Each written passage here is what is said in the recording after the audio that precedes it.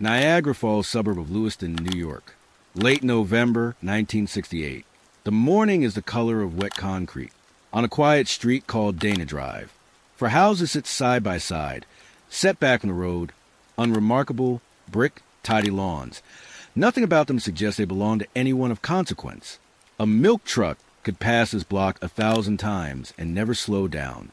Federal cars are already parked at the curb. Agents move up the walk to the third house without announcing themselves the way television has taught you to expect. There is no shouting. There is barely any sound at all. Just men in overcoats closing on a door that has never, in 50 years, had reason to be afraid of a knock. Inside, an old man in his 70s is finishing breakfast. He has run the most secretive criminal organization in the eastern United States for longer than most of the agents outside have been alive. Longer, in fact, than any mafia boss in American history. Al Capone became a household name and was gone within a decade. Lucky Luciano was deported. This man has simply never been famous enough to fall. The knock comes, and when it is answered and the agents identify themselves, and the search warrant is read aloud in that flat government cadence, something happens on the old man's face. He staggers. He reaches for the wall. He goes down onto the kitchen floor, clutching his chest, gasping for air in front of federal officers who suddenly aren't sure whether they're witnessing an arrest or a death. Somebody calls for a doctor. Whether this is the end of Stefano Magaddino or merely his last trick is a question we're going to leave sitting on that kitchen floor for now. Because to understand what's really happening in that house on Dana Drive and why it took the United States government the better part of half a century to walk through that door, you have to go back. Back past the funeral home. Back past the commission. Back past the bombs, the grenades, the bootleg whiskey crossing a frozen river in the dark. Back to a killing in Sicily in 1916, and a young man who decided that the only way to survive in his world was to make sure nobody ever really saw him coming. This is the story of the Buffalo crime family. 50 years, one man, and an empire so quiet that half the country it was built inside never learned it existed at all. They called him the Undertaker. This is why, before we go further, drop where you're watching this from, and what time it is right where you are, right now. I read every single one of these, and it's wild seeing how far this stuff travels. And if you're the kind of person who's into stories about people who built entire empires nobody was even supposed to know existed, do me a solid. Hit like, get subscribed. And if there's one person in your life who would appreciate a nearly 3-hour deep dive into the most powerful American crime boss you probably never heard of, send them this video right now. Because trust me, by the end of this you'll understand exactly why hardly anybody has. Okay, Sicily, a fishing town on a blue bay. 1916. Let's go all the way back to the beginning. To understand Stefano Magaddino, you first have to understand the town that made him, and the peculiar, brutal economy of loyalty that governed it centuries before anyone in America had ever heard the word mafia. Castellamare del Golfo sits on the northwestern coast of Sicily, wrapped around a curve of blue water, backed by dry hills terraced with olive trees and vineyards. To a tourist, it looks like nothing more than a postcard. But beneath the postcard, for generations, this one small town had been quietly exporting something else to the United States, decade after decade, in wave after wave of immigration. Men raised from childhood inside a code of family loyalty, blood obligation, and violent reprisal, so complete it functioned less like a set of rules and more like a second language.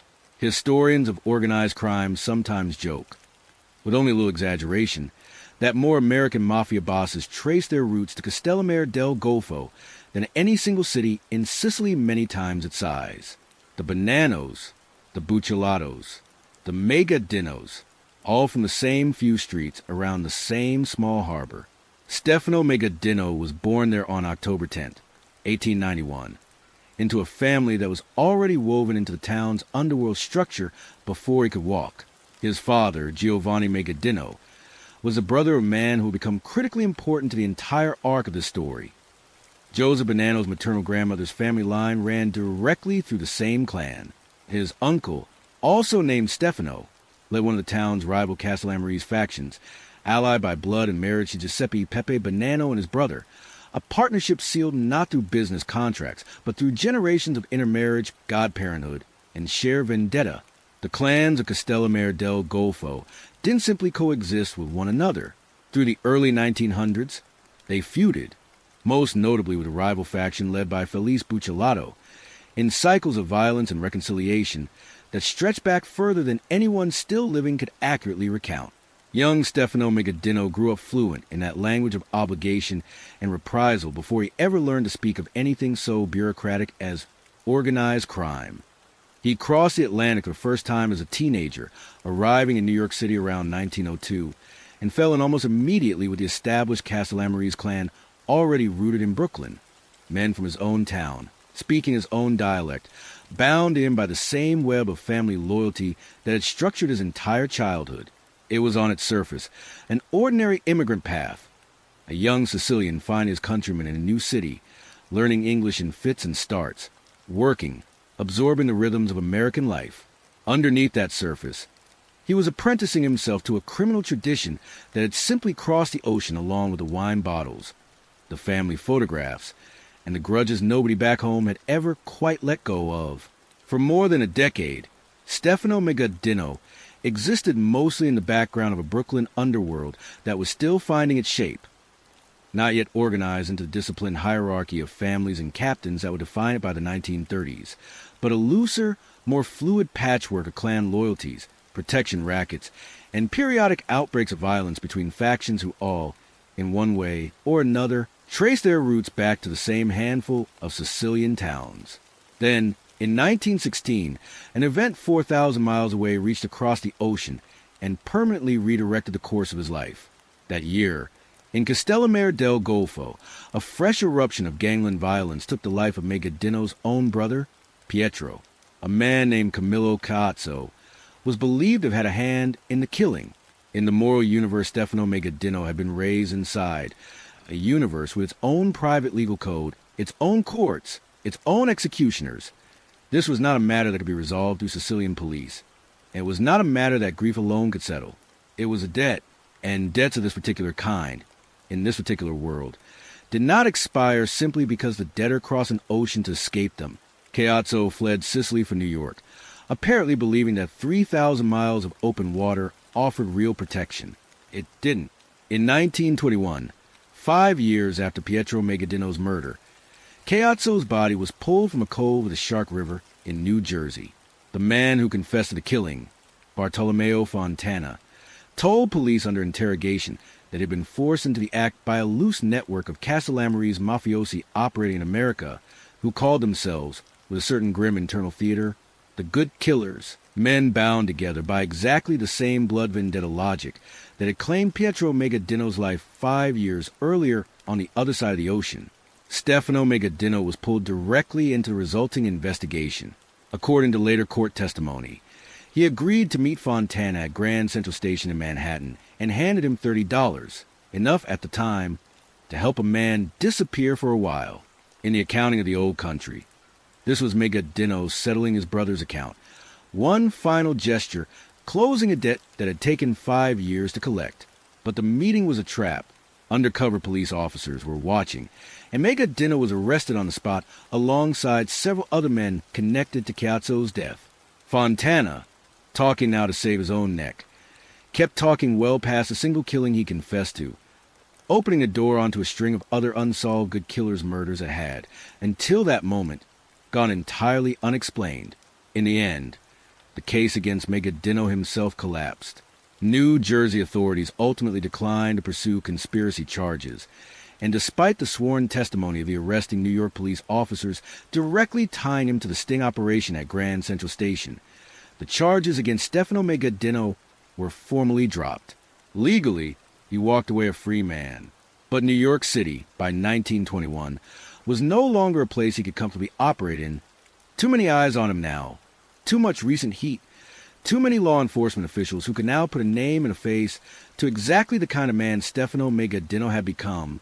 So he left, and in doing so, at 30 years old, with no particular grand design in mind beyond simple survival, he made the single most consequential strategic decision of his entire career.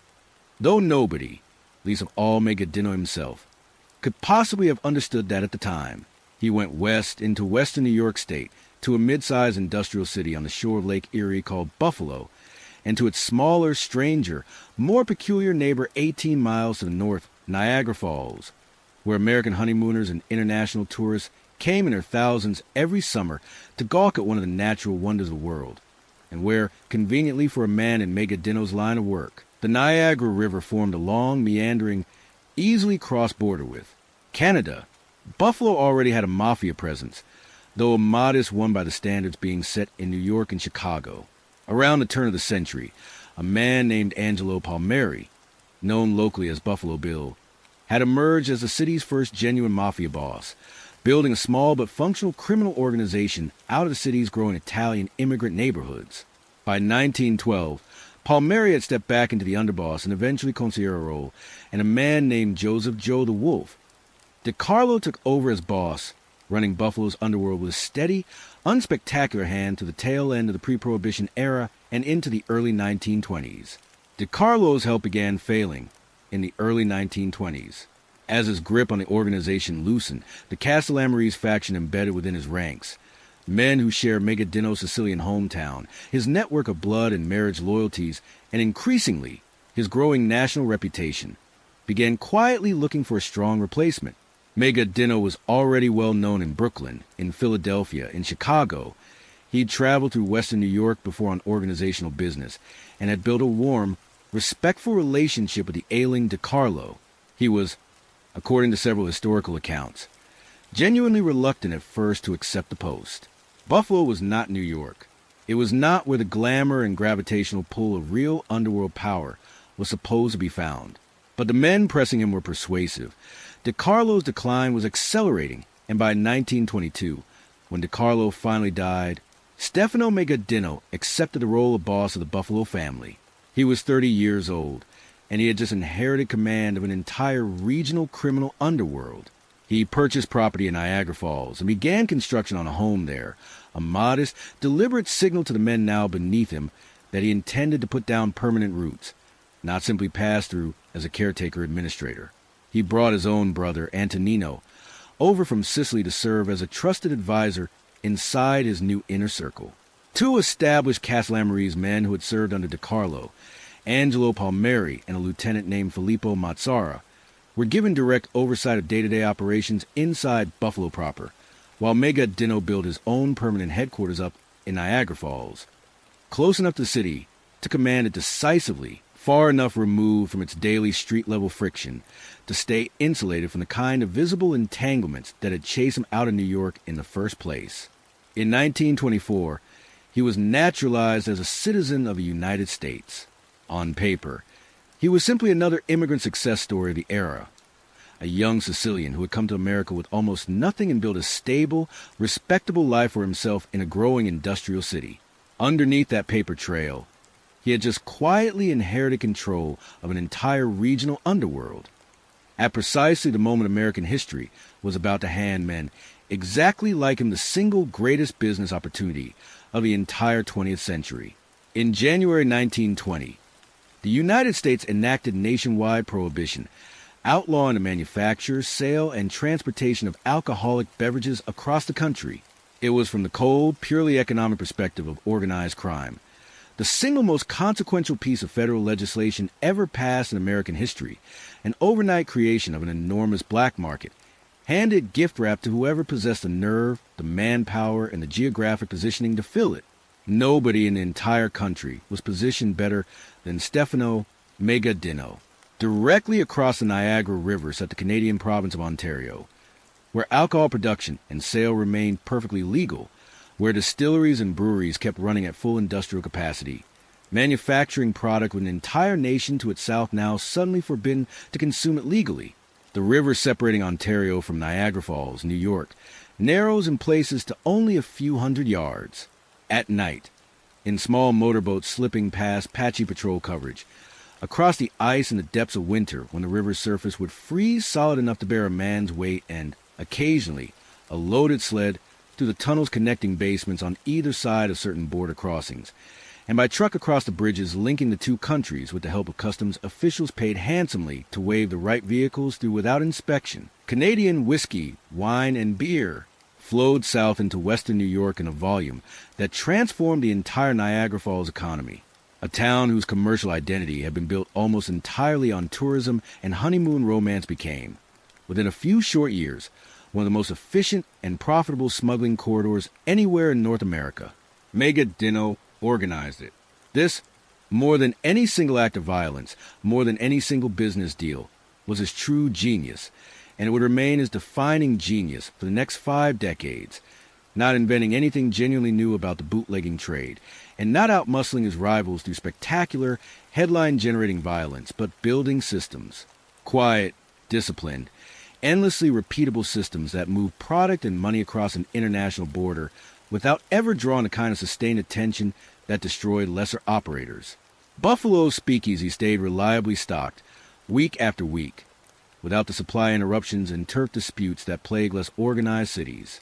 Niagara Falls' tourist strip, described at the time with a certain wry local candor as honky-tonk, roared along night after night on illegal liquor Magaddino's organization brought across the water with almost industrial regularity.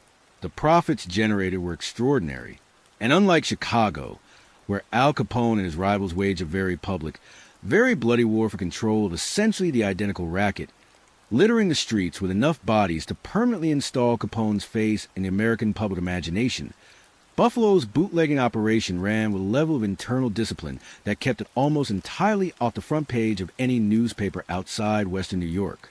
That single contrast is the whole story of Stefano Magaddino in miniature, and it is worth sitting with for a moment, because everything that follows in this documentary flows directly out of it. Al Capone became the most famous criminal in the entire world, and was sitting in federal prison by 1932, convicted not of murder, not of bootlegging, not of any crimes that actually built his empire, but of tax evasion, undone in the end not by a rival gang, but by his own inescapable visibility. Magaddino watched all of this unfold from 400 miles away, and by every indication in the historical record, he absorbed the lesson permanently and completely. Fame was never power. Fame, in this particular line of work, was exposure wearing power's clothing, and exposure, sooner or later, was a death sentence with an unusually long fuse. Every serious criminal operation of Magaddino's era needed a legitimate face, a business a man could point to when a curious neighbor, a suspicious tax collector, or an inquisitive police detective asked the obvious question: where exactly does your money come from? Magaddino's answer to that question was, in hindsight, almost too perfect to be believed, the kind of detail that would feel contrived in a work of fiction. He went into the business of burying the dead. He established the Magaddino Memorial Chapel in Niagara Falls, a legitimate, fully functioning funeral parlor that would go on to handle real grief for real local families for decades, employing real staff, filing real tax returns, embalming real bodies with the same professional care as any funeral home in America. It gave him a business with a plausible, verifiable cash flow. It gave him a location where men could gather quietly at any hour without arousing suspicion, because what, after all, is more natural in a small city than mourners visiting a funeral home late in the evening or early in the morning, or in the strange dead hours between viewings when a black sedan parked outside draws no curious second glance from anyone. And eventually, inevitably, it gave him a nickname that would follow him for the rest of his life, and into every history book ever written about him afterward: the Undertaker. There is something almost too tidy about it, told this way. Dramatically speaking, a man who deals professionally in death by day, quietly orchestrating it by night. But by every account from historians who have studied the man closely, it was never theater. It was strategy, calculated and deliberate, in exactly the way everything else about Magaddino's career would prove to be. The funeral home gave him a permanent, respectable, entirely unimpeachable public identity in a small city where sooner or later, every single family needs an undertaker, and where nobody, not police, not reporters, not curious neighbors, thinks twice about a hearse idling at the curb or a dark sedan parked outside a funeral parlor at any hour of the day or night around the chapel. Over the following years, he built out an entire portfolio of additional legitimate-looking enterprises. A distributing company called Power City Distributing. Its name a wink at Niagara Falls' identity as a hub of hydroelectric power. A linen supply business, the Camellia Linen Supply Company, that served the laundry needs of most of the hotels lining the busy Niagara Falls tourist corridor, a business with genuine, ongoing commercial relationships that gave Magaddino's organization legitimate reasons to move trucks, personnel, and cash flow through the tourist district on a daily basis. Taxi cab companies, which offer both real transportation revenue and, not incidentally, a discreet, unremarkable fleet of vehicles that could move men and materials around the region without ever standing out. Every single one of these ventures served double duty. Real income, real employees, real file tax returns on the surface. And beneath that surface cover logistics and laundering capacity for the far larger river money that never touched a filing cabinet anywhere. He also built out political infrastructure with the same patient, methodical care. Where Al Capone bought Chicago aldermen with blunt cash payments and open threats in a manner that eventually blew up into public scandal, Magaddino cultivated his relationships more slowly, more carefully, spread across years rather than transactions, local officials, police contacts, and critically, a consigliere named John C. Montana. Montana was a genuine Buffalo insider, a respected local businessman who ran a legitimate taxi and limousine service, and a former Buffalo City councilman whose public civic career gave Magaddino's organization a real, working bridge into the city's actual legitimate establishment. It was the kind of protection that could never be purchased in a single transaction. It had to be built, favor by favor, relationship by relationship, election cycle after election cycle, over the better part of a decade. And once built, it would prove nearly impossible for outside investigators to fully map or dismantle. Prohibition was repealed in December 1933, ratified by the 21st Amendment. For bootleggers whose entire fortune had been built exclusively on smuggled liquor, this should have been an existential shock. The overnight legalization of the very product their entire criminal economy had been organized around. Magaddino barely blinked.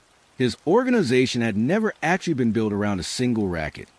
It had been built, from the very beginning, around infrastructure, smuggling routes across an international border, a network of corrupted or cooperative officials, disciplined manpower accustomed to following instructions without asking unnecessary questions, and a growing web of laundering fronts capable of absorbing large volumes of cash without triggering suspicion. Infrastructure of that kind is endlessly reusable. When liquor stopped being profitable to smuggle across the Niagara River, the same routes, the same trucks, the same relationships with cooperative border officials pivoted smoothly and almost immediately into a new generation of rackets.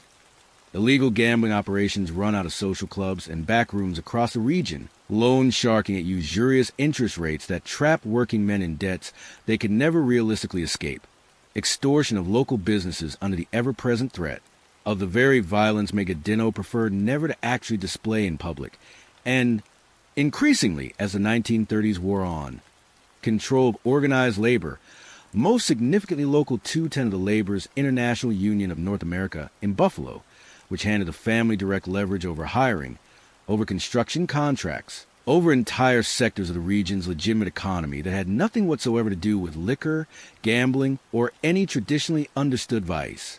By the mid-1930s, Stefano Magaddino, still barely into his 40s, controlled a criminal organization stretching well beyond Buffalo City limits, into Rochester, into Utica, along the entire industrial corridor of upstate New York, and increasingly, with growing confidence, across the international border into southern Ontario.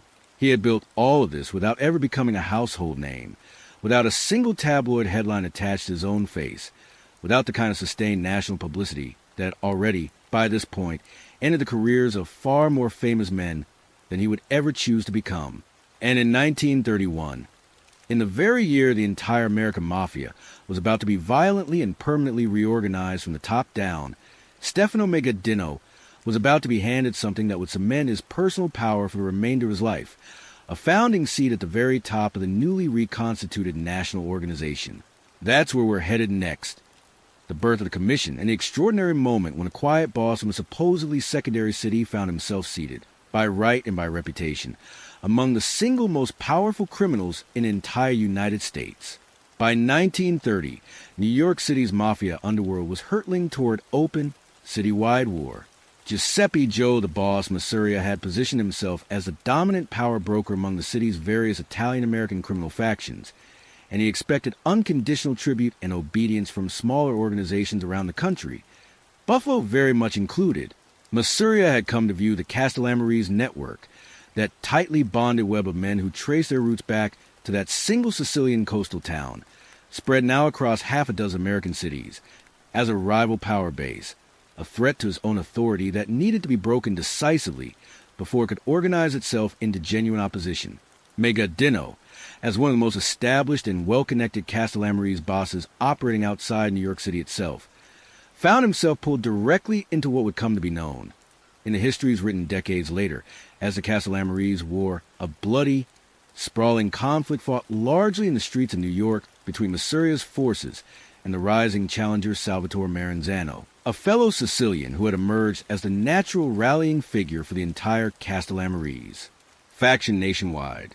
Magaddino backed Maranzano without hesitation. He sent money south from Buffalo. He sent trusted men south to fight in a conflict he had every practical reason to want to see resolved in his own faction's favor, because a genuine Castellamarese victory in New York meant the survival, and likely the elevation, of his entire extended network of allegiance, family, and shared obligation. Masuria was assassinated in the spring of 1931, famously gunned down at a Coney Island restaurant, reportedly abandoned mid-card game by his own trusted bodyguard, a rising young lieutenant named Charles Lucky Luciano, whose own ambitions were only just beginning to reveal themselves. With Masuria dead, Maranzano declared himself boss of bosses, capo di tutti capi, a supreme, singular authority over the entire American mafia nationwide, a title carrying unmistakably imperial overtones that almost immediately began chafing against the instinct of the very allies who had just helped put him in power. Magaddino's relationship with Maranzano soured almost as quickly as it had first solidified during the war. Maranzano began demanding regular tribute payments from crime families all across the country, positioning himself less as first among equals within a council of respected peers, and more as an actual reigning monarch of American organized crime. That kind of centralized, deeply personal concentration of authority was precisely the vulnerability the Mafia's older, more experienced generation of leadership had just spent an entire brutal year learning, through direct and bloody experience, to distrust above almost anything else. Men who had only just finished fighting a war against one boss's runaway personal ambition were in no mood, only months later, to simply bow their heads to another's. Maranzano was assassinated that September, reportedly by a crew of men working under Luciano's direction, several of them disguised as government agents, gunned down inside his own Manhattan real estate office in a killing that echoed, with grim symmetry, the same betrayal from within tactic that had claimed Masuria only months earlier. And with Maranzano's death, the American Mafia made a structural decision that would go on to define organized crime in the United States for the remainder of the 20th century. Rather than simply replacing one supreme boss of bosses with another and risking the same cycle of ambition and assassination indefinitely, the country's leading mafia figures abolished the position entirely, replacing it with something closer, in structure and spirit, to a permanent governing council. That council was a commission, a body deliberately created to arbitrate disputes between rival families, to formally sanction major decisions affecting the organization nationwide, and above all, to prevent exactly the kind of destructive, headline-generating warfare that had just consumed New York City for the better part of an entire year, dragging outside law enforcement attention along with it. It was not, by design, a monarchy. It was, in its own dark and pragmatic way, something much closer to a corporate board of directors, with formal seats allocated to the heads of the most powerful and most consistently respected families in the country. Stefano Magaddino was one of the original members given a permanent seat. It's genuinely worth pausing here on how unusual that actually was. Nearly every other founding commission seat went to bosses based directly in New York City. Men who controlled organizations vastly larger, in sheer raw numbers of soldiers and captains, than Magaddino's comparatively modest regional operation up in Buffalo. Buffalo was not New York. It was not Chicago. By almost any conventional national standard, it was a secondary market, a regional outpost rather than a genuine center of underworld power. And yet Magaddino sat at that founding table as a full and equal member, a testament, historians generally agree, to two separate but related things: The deep generational respect his Castellammare's lineage and wartime loyalty commanded among his peers, and the simple, undeniable financial fact that his bootlegging empire, built quietly and almost entirely out of public view, had made him one of the wealthiest and most operationally stable criminal figures in the entire national underworld. There's a telling footnote worth including here, because it says something important about how these founding commission seats were actually allocated in practice. Historical accounts suggest Magaddino secured a particular seat, at least in part, because Cleveland's own boss, Frank Milano, had disgraced himself in the eyes of his peers by seeming to approve, or at least tolerate, a string of internal murders among Pittsburgh's underworld leadership. Commission seats, in other words, were never handed out purely on the basis of an organization's raw size. They were handed out fundamentally on the basis of trust. Specifically, the ability to be relied upon not to start the kind of internal wars that would inevitably drag every other family into precisely the sort of unwanted federal and state scrutiny the entire commission had just been created to avoid. Magaddino's entire career, both before this moment and for 4 remaining decades that followed it, would stand as a living demonstration of exactly that particular quality: discipline, reliability, and a studied, almost obsessive avoidance of unnecessary chaos. Magaddino's single most important ally on the newly formed commission wasn't some New York City power broker he'd only recently come to know through wartime necessity. It was his own nephew, Joseph Bonanno, a fellow son of Castellamare del Golfo, tied to Magaddino by blood through generations of careful intermarriage between their 2 allied clans, rose in the years following the Castellammare's war to become boss of what would go on to be known as the Bonanno crime family, one of New York City's Story 5 families. He and Magaddino entered the newly formed commission as, in effect, a single coordinated block. 2 men from the same small Sicilian coastal town, bound together by family loyalty that had existed generations before the American Mafia's very institutional structure had even come into being. The commission's very first significant piece of business, fittingly, involved carving up new criminal territory between uncle and nephew directly.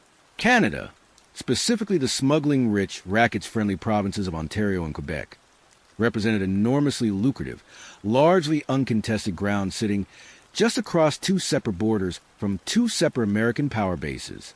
The Commission decided, in one of its earliest formal rulings, that Magaddino's Buffalo organization would control Ontario, leveraging its already established bootlegging infrastructure across the Niagara River and its growing relationships in Toronto and Hamilton.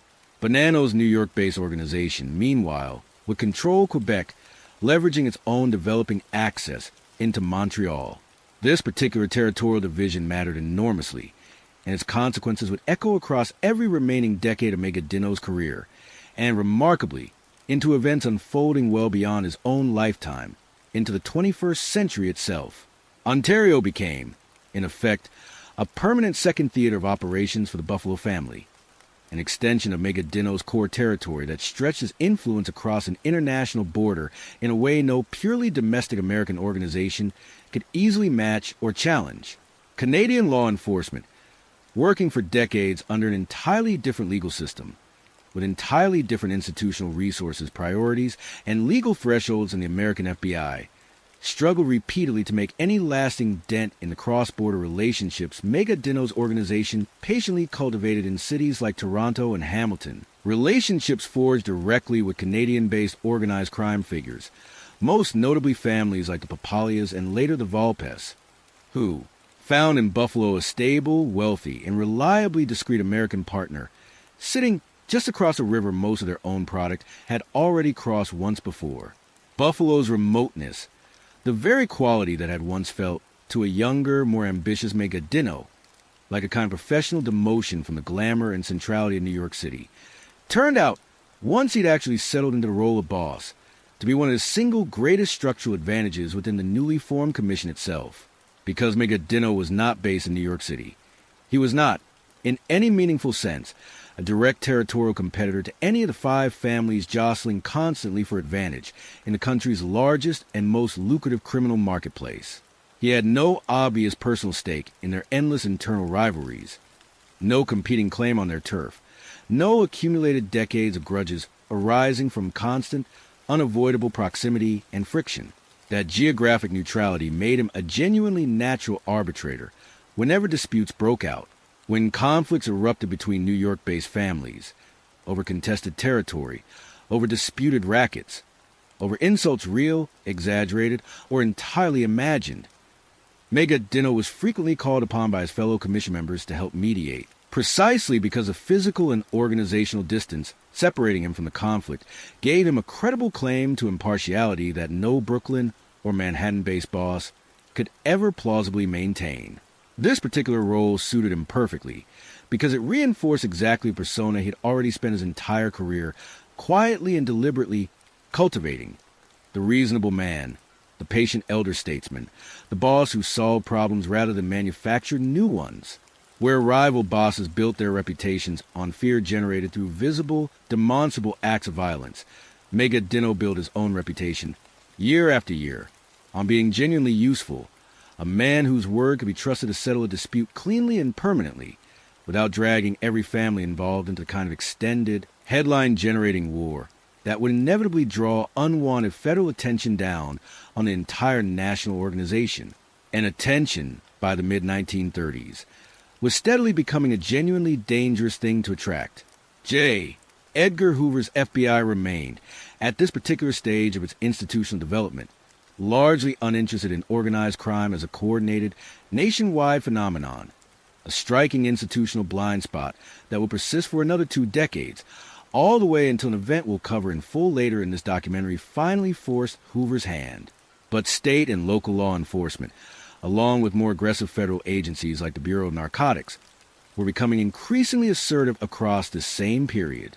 A boss who kept his operation genuinely quiet, who avoided the kind of tabloid infamy that had eventually buried Capone, who settled inter-family disputes calmly through the commission rather than through open gunfire in the street, was, quite simply, a boss who survived. Magaddino understood this instinctively, almost as a kind of second nature, and it shaped every single major decision he would go on to make for the next 4 decades of his life. In December 1946, Magaddino's growing standing within the National Commission carried him to one of the most consequential and lavish underworld gatherings of the entire 20th century, the Havana Conference, convened at the elegant Hotel Nacional in Havana, Cuba. The ostensible public occasion was a welcome home celebration for the singer Frank Sinatra, whose recording career was then rapidly ascending, a glamorous, entirely convenient cover story for what was, underneath the nightclub shows and the cigars and the champagne, a genuine, closed-door summit of American organized crime's most powerful national figures. Lucky Luciano, deported to Italy from the United States only the previous year as a reward, in part, for his wartime cooperation with naval intelligence, was present in Havana anyway, using the gathering to publicly reassert an underworld influence he'd technically been legally exiled from exercising. Meyer Lansky, the financial architect behind much of the mafia's growing casino and gambling infrastructure, was there too. Bosses and senior lieutenants from New York, from New Jersey, from cities across the entire country converged on Havana that December, all of them moving under the convenient public cover of a famous singer's celebratory homecoming. Magaddino's presence at Havana confirmed something genuinely important about exactly where he now stood within the national hierarchy. This was not a man confined to some regional fiefdom tucked away in the far corner of upstate New York. This was a boss who unquestionably belonged in a room whenever the entire national leadership of American organized crime gathered to quietly discuss the future direction of their business, the enormous post-war expansion potential of Cuban casino gambling, the always politically delicate question of the narcotics trade, and precisely which families would be formally permitted to touch it and which would not, and the broader post-war reorganization of an underworld economy that had shifted dramatically over the previous half-decade of global war. By the late 1940s and moving into the 1950s, Magaddino's operation had grown considerably beyond its original Prohibition-era foundations. His organization now touched illegal gambling operations spread across upstate New York, extensive loan sharking networks reaching deep into working-class immigrant neighborhoods, labor racketeering channeled through Local 210, and increasingly sophisticated cross-border rackets running through his commission-sanctioned Ontario territory into Toronto and Hamilton. There is also documented evidence, cited repeatedly by historians studying this period, tying Magaddino's organization, working in close coordination with a Hamilton-based Papalia crime family, to the unsolved 1944 disappearance of Rocco Perry, a notorious and long-established Canadian bootlegger whose sudden, permanent removal conveniently, and perhaps not coincidentally, expanded the Buffalo family's own grip on the lucrative Canadian liquor and gambling markets, sitting just across the border to the north. He had, in other words, become exactly what he had originally set out back in 1922 to become. Not remotely the most famous man in American organized crime, but arguably one of the most genuinely secure, sitting comfortably atop a criminal empire that by now stretched from Ohio all the way to Ontario and into Quebec, protected by carefully cultivated political relationships, insulated by geography and by his own deliberate remoteness, and governed throughout by a code of internal discipline that had, so far, successfully kept the very worst law enforcement's national attention pointed decisively elsewhere. But security, in a business fundamentally built on violence, on blood debts, and on the loyalty of men whose obedience could always, under the right pressure, be bought or broken, is never truly absolute. And in the years immediately ahead, Stefano Magaddino would learn, twice, in the most direct, personal, and unmistakably terrifying way imaginable, exactly how fragile that hard-won security actually was. For all his carefully cultivated reputation as the quiet, diplomatic boss, the elder statesman who preferred patient arbitration to open warfare, Stefano Magaddino did not build and successfully hold an entire criminal empire for 50 consecutive years through kindness alone. His organization enforced its rackets, and particularly its systematic taxation of independent gambling operators working within his territory, with exactly the same underlying ruthlessness as any other major mafia family operating anywhere in the country during this period. The real difference was never mercy. It was visibility. And Magaddino had simply become the acknowledged master of controlling one while never sacrificing the other. By the mid-1930s, with national prohibition now firmly over and illegal gambling rapidly emerging as the family's dominant single source of revenue, Magaddino instituted what amounted functionally to a mandatory tax. Independent bookmakers and gambling operators running anywhere within his recognized territory were expected to pay regular tribute for the ongoing privilege of operating without violent outside interference. It was, in effect, a classic protection racket layered directly over an already existing criminal economy. And like nearly every protection racket in history, it depended entirely on the credible, ever-present threat of serious violence directed against anyone foolish enough to refuse payment. In 1936, a loosely organized group of independent bookmakers decided, collectively, that they had finally had enough. They organized active resistance against Magaddino's gambling tax, flatly refusing payment, pushing back hard against an arrangement that had governed Buffalo's entire gambling economy, largely unchallenged, for well over a decade. The retaliation, when it finally came, did not land anywhere near where anyone, least of all Magaddino himself, could possibly have expected or wanted it to. A bomb exploded at the home of Magaddino's own sister. The precise details of exactly who planted the device, and exactly what specific message it was ultimately intended to convey, have been debated by historians studying this period for the better part of a century now. Whether the bomb had been aimed squarely at Magaddino himself and simply missed its intended target through sheer chance of timing, or whether it represented instead a broader, more diffuse act of intimidation directed against his entire extended family network, meant to demonstrate that no one connected to him, however peripherally, was truly beyond reach. What is not remotely in dispute, however, is the devastating outcome. Magaddino's sister was killed in the blast, inside her own home, in an act of calculated violence unmistakably connected to the ongoing rebellion of independent bookmakers against his taxation authority. For a boss who had spent his entire adult career carefully constructing an operating philosophy built almost entirely around minimizing visible violence, around keeping Buffalo's underworld quiet, disciplined, and deliberately unremarkable in a way that pointedly avoided the kind of endless gang war headlines that had already consumed and ultimately destroyed Chicago's underworld leadership. This was a genuinely devastating and intensely personal violation, an attack that had somehow reached straight past every single layer of protection he had methodically built over more than a decade, and had taken the life of a member of his own immediate family in the process. The response that followed was systematic, patient, and, over the course of following full year, thorough almost beyond description. The identified leaders of the rebel bookmaking organization were, one after another, methodically hunted down and killed. There was no negotiated settlement offered. There was no face-saving compromise tax rate quietly extended as a peace gesture. The specific men who had organized active resistance against Magaddino's authority were eliminated entirely, and the resulting message, delivered not through any single public spectacle designed to grab headlines, but instead through a steady, extended string of quiet disappearances and killings absorbed almost entirely within the underworld's own private channels, never once generating the kind of tabloid narrative that had already turned other American bosses into instantly recognizable national symbols of gangland violence, reestablished in the starkest and most unambiguous terms imaginable, exactly what awaited anyone who dared challenge Magaddino's authority directly. It is worth sitting for a moment with the sheer contrast on display here, because it sits at the very center of understanding how Magaddino actually operated across the whole of his 50-year reign.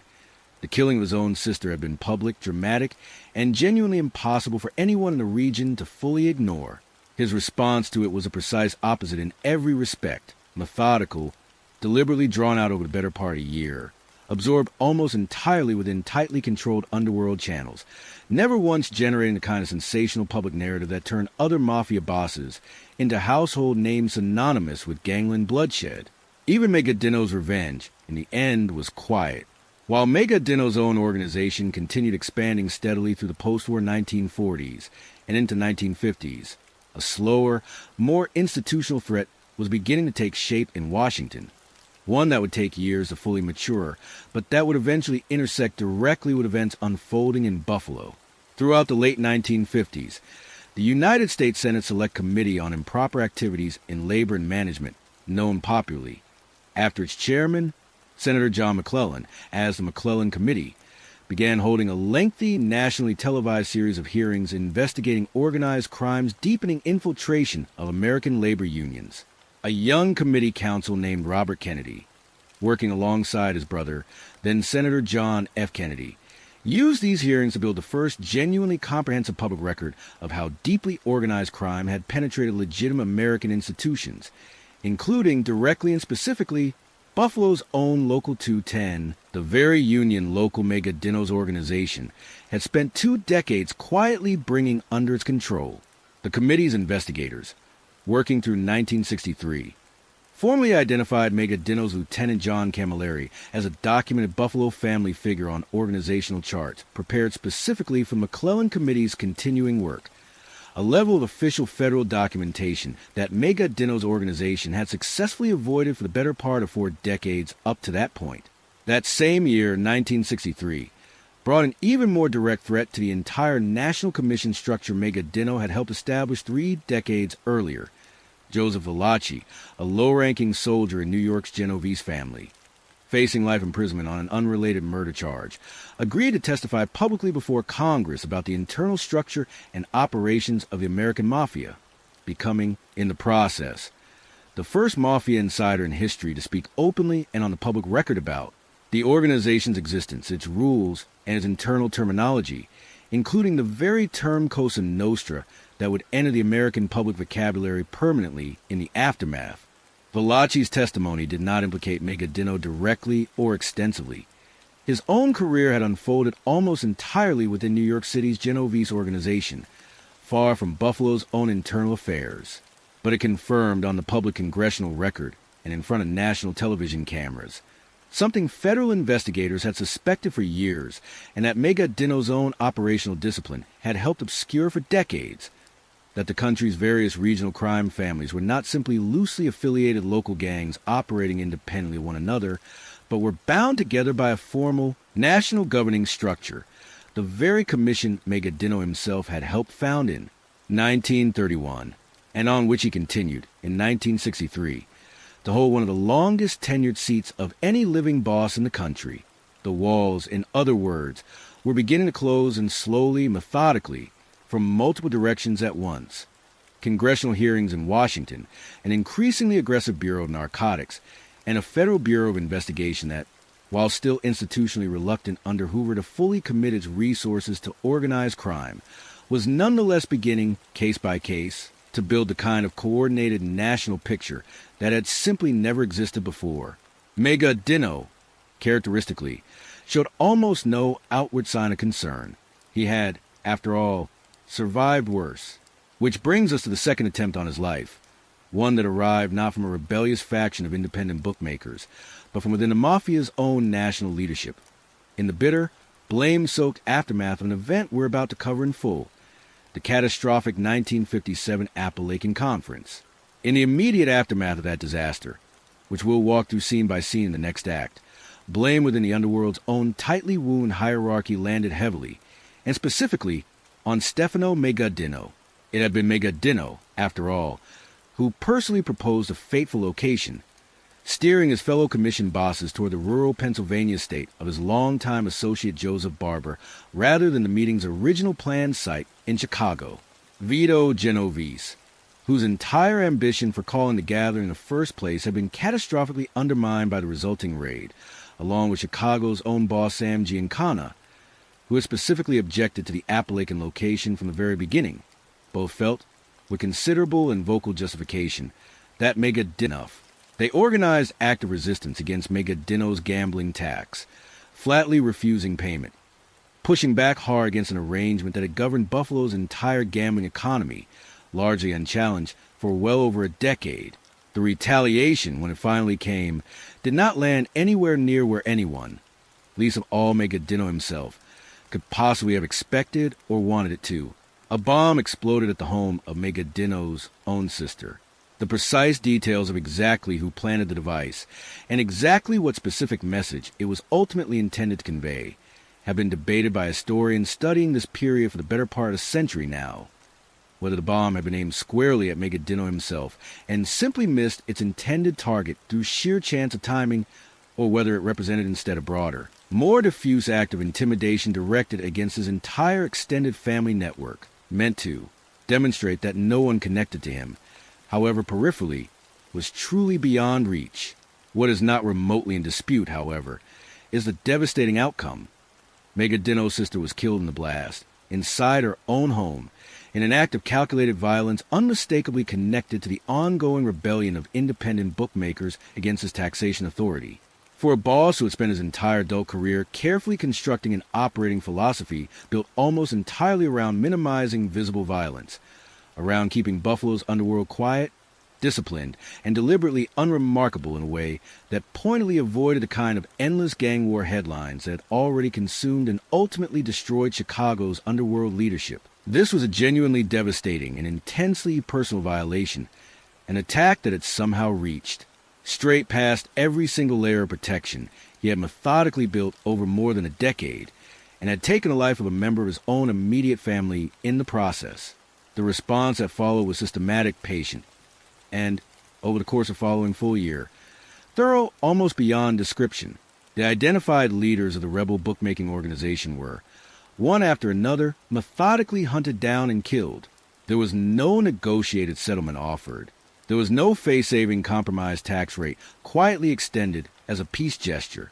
The specific men who had organized active resistance against Magaddino's authority were eliminated entirely, and the resulting message, delivered not through any single public spectacle designed to grab headlines, but instead through a steady, extended string of quiet disappearances and killings absorbed almost entirely within the underworld's own private channels, never once generating the kind of tabloid narrative that had already turned other American bosses into instantly recognizable national symbols of gangland violence, reestablished in the starkest and most unambiguous terms imaginable, exactly what awaited anyone who dared challenge Magaddino's authority directly.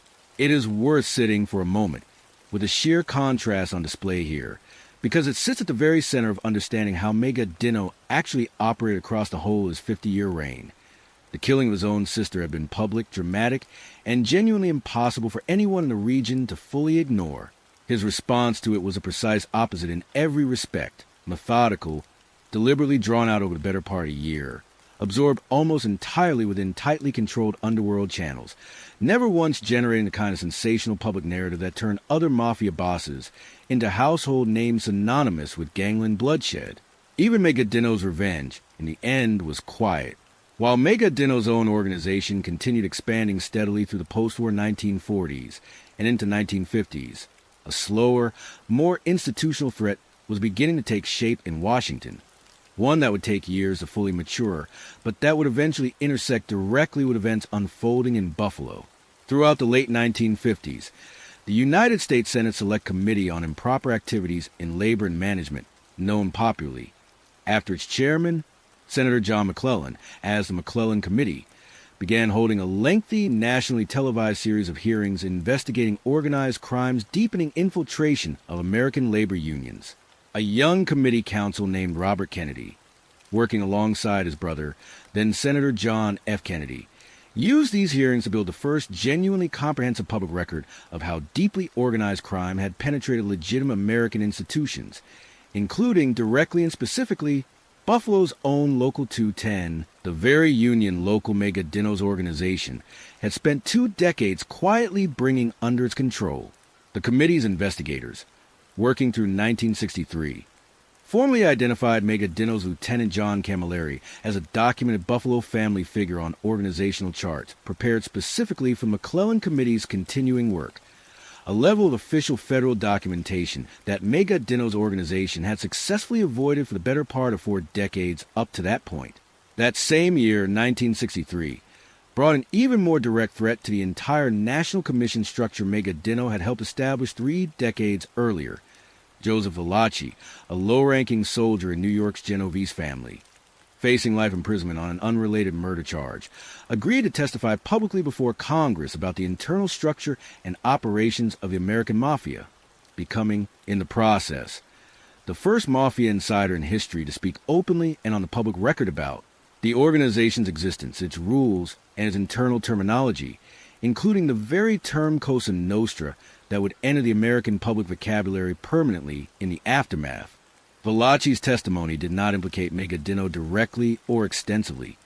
His own career had unfolded almost entirely within New York City's Genovese organization, far from Buffalo's own internal affairs.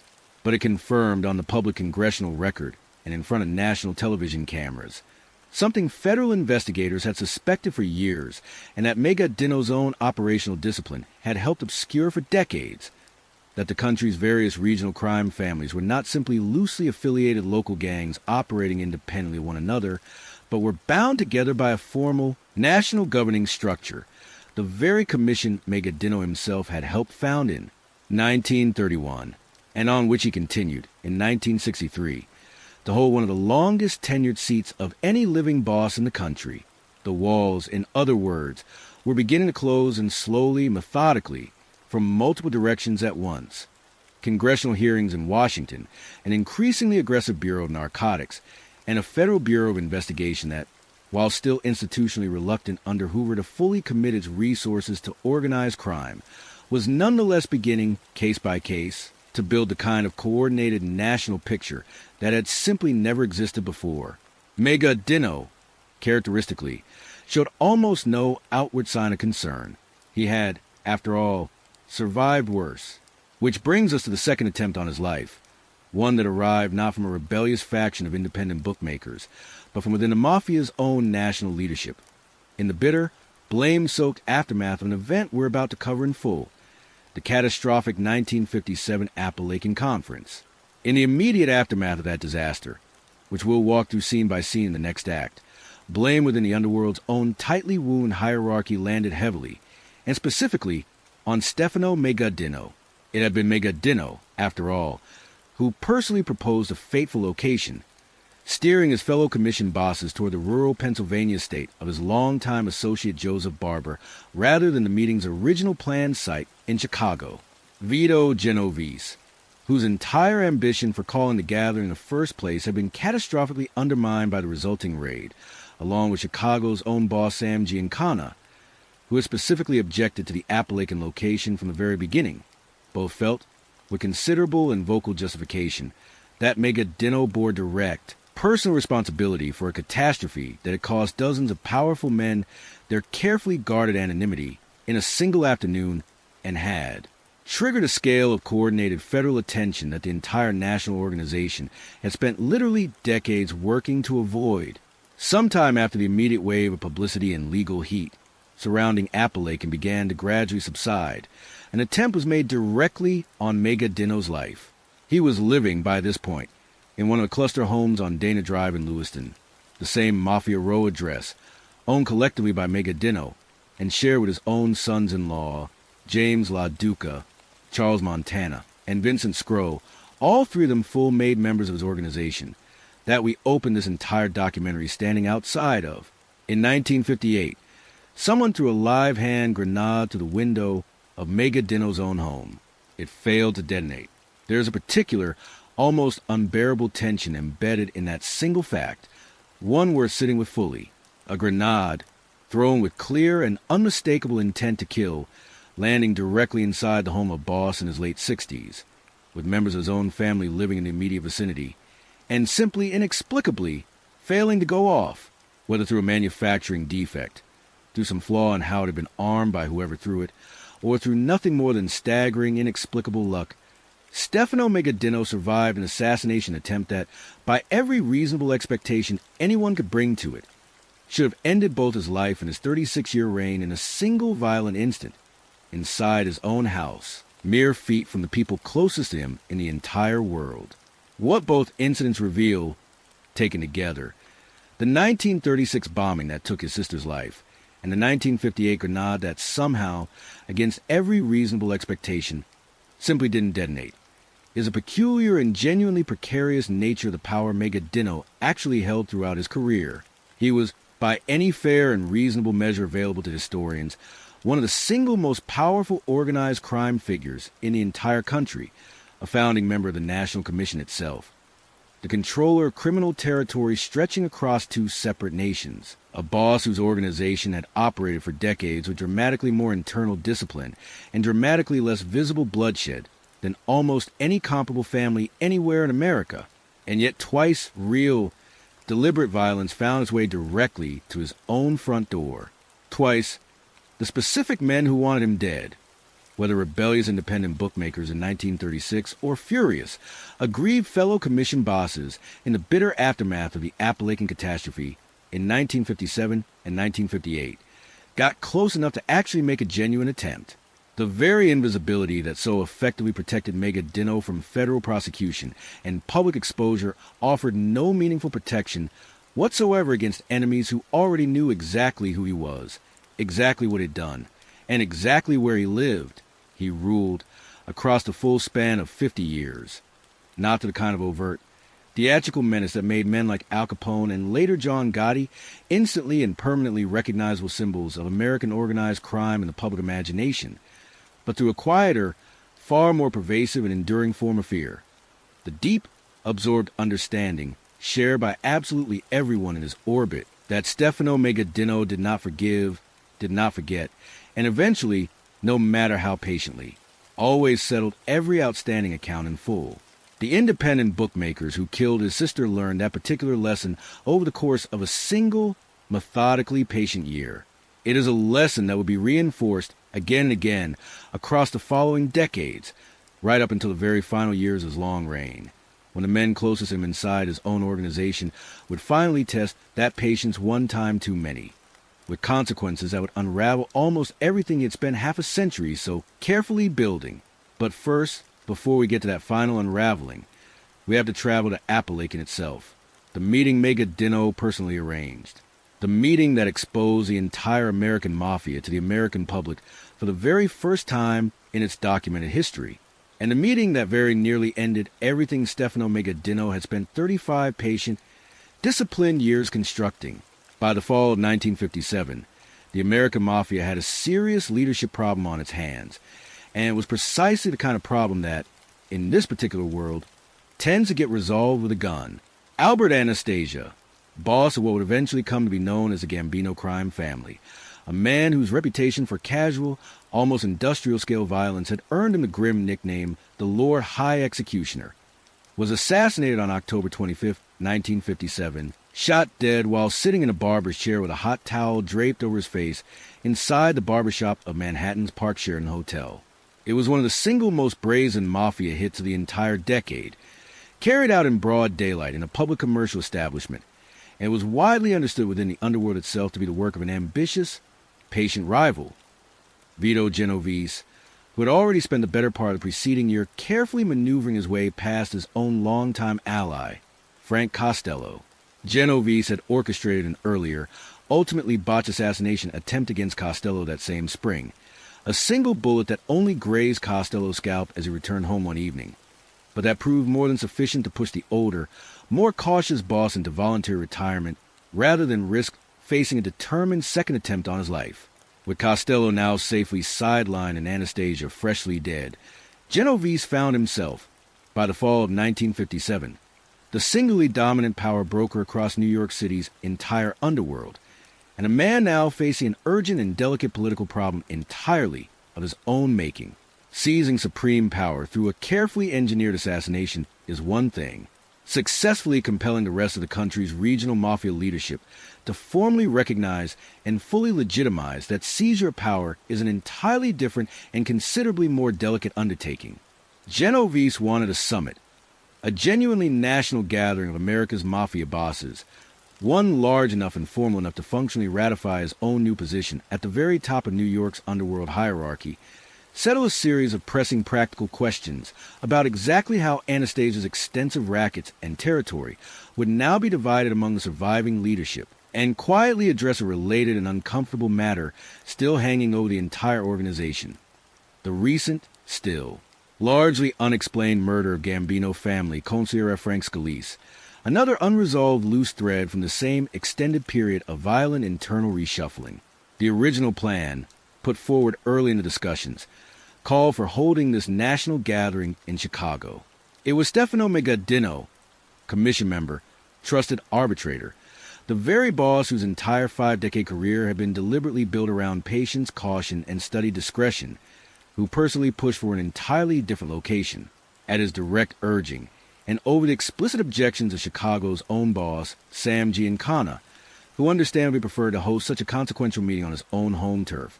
The gathering was relocated instead to rural upstate New York, specifically to private 53-acre estate of Joseph Joe the Barber Barbara, a longtime Magaddino business associate operating out of the small, sleepy town of Apalachin, roughly 200 miles northwest of New York City itself. On paper, at the time, the choice made a considerable amount of practical sense. Barber's estate on McFall Road was private, genuinely rural, and difficult for any outside observer to casually monitor. An 11-room stone manor house surrounded by 5 separate outbuildings, originally built in the late 1940s at an estimated cost of roughly $250,000, financed substantially to the legitimate soft drink bottling business Barber operated as his own personal cover, complete with a genuine, functioning Canada Dry regional distribution franchise. Barber had also secured, through carefully cultivated political connections reaching up into Albany, a district beer distribution license. Precisely the same well-worn playbook of legitimate front businesses layered directly over illegal operations that Magaddino himself had already perfected with his own funeral home decades earlier, back in Niagara Falls.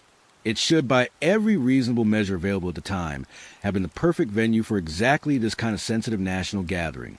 Remote, genuinely discreet, and run by a man with years of direct personal experience hosting precisely this sort of event.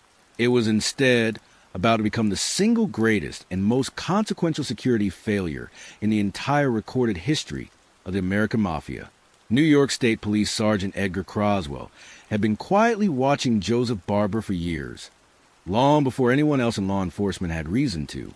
He'd personally arrested one of Vito Genovese's own hitmen back in the 1940s and had long suspected, based on years of accumulated small-town observation, that Barber's respectable soft drink distribution business was serving as cover for something considerably less carbonated. On the evening of November 13th, 1957, Croswell and his regular partner, investigator Vincent Basisco, happened to be at a motel in nearby Vestal, investigating an entirely unrelated bad check complaint, when they overheard something that would go on to change the entire subsequent course of American organized crime history.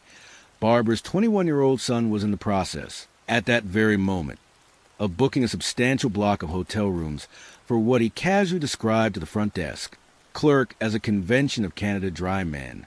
Croswell's instincts, sharpened over years of quietly watching Barber's activities, told him immediately that this was not, in fact, any ordinary beverage industry gathering. He and Vasisco spent the remainder of that night and the following morning carefully surveilling the motel, Barbara's bottling plant, and the Appalachian estate itself. And by early afternoon on November 14th, working alongside two Federal Treasury agents who had agreed to lend assistance, Croswell pulled his unmarked car up near the property to take a direct look for himself. What he found there confirmed every single suspicion he had quietly carried for years. The entire area in front of Barbara's garage was densely packed with expensive automobiles. Cadillacs, Lincolns, Chryslers, Imperials, nearly all of them bearing conspicuously out-of-state license plates. The unmistakable smell of an enormous outdoor barbecue drifted steadily across the property. Barbara, it later emerged during the investigation, had personally ordered roughly 200 pounds of meat for this particular gathering alone. Dozens upon dozens of men in expensive, clearly tailored suits stood scattered around the grounds. Croswell would later describe the scene, in a phrase that has stuck permanently in the historical record ever since, as an assembly of 14-karat hoodlums. An estimated 100 senior mafia figures, bosses, trusted advisors, and personal bodyguards representing organized crime networks from across the entire United States, and from as far away as Cuba and Italy itself, had converged on this single rural property in upstate New York. It was quite possibly the largest single gathering of American mafia leadership ever assembled in one physical location in the organization's entire history up to that point. Croswell immediately called for reinforcements and ordered roadblocks established on every single road leading away from the estate. What happened over the following hour has since become one of the single most enduring and instantly recognizable images in the entire popular American imagination of organized crime.